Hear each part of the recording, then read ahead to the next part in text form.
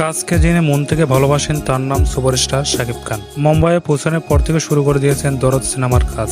তার প্রমাণ দেখা যায় মামুনের রিলস ভিডিও আপলোড থেকে। সেখানে দেখা গিয়েছে দরদ সিনেমার নায়িকা সোনাল চৌহানের সাথে শাকিব খানের শেষবারের মতো স্ক্রিপ্ট রিডিং এর কাজ চলছে। হাতে যে খুব বেশি সময় নেই তাই জানান দিচ্ছেন মেগাস্টার। আগে থেকে দরদ সিনেমার সকল কাজ গুছিয়ে নিয়েছেন অনন্য মামুন, তার প্রমাণ পাওয়া যাচ্ছে এবং খুব তাড়াতাড়ি সিনেমার কাজ শুরু করা হবে। সেই জন্য শাকিব খান নিজেকে বিশ্রামের সময় দিচ্ছেন না।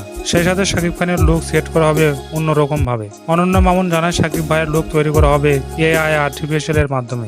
একেবারে ব্যতিক্রম ভাবে নির্মাণ করা হবে দরদের ফার্স্ট লুক। শাকিব খানের সাথে মুম্বাইয়ের এয়ারপোর্টে শুভেচ্ছা বিনিময়ে যোগ দেন অনন্য মামুন। শাকিব খানকে ফুলের শুভেচ্ছা দেন দরদ টিমের অন্য সদস্যরা। শাকিব খান এয়ারপোর্ট থেকে ফিরেই স্টুডিও রুমে যোগদান করেন আর সেখানে বলিউড নায়িকা সোনাল চৌহানের সাথে স্ক্রিপ্ট রিডিং করেন। জানা গেছে 2 দিন স্ক্রিপ্ট রিডিং এর কাজ শেষ করে শুটিং এ ফিরবেন তারা। হ্যালো ভিউয়ার্স, দরদ নিয়ে কোনো মন্তব্য থাকলে জানিয়ে দিন কমেন্টে।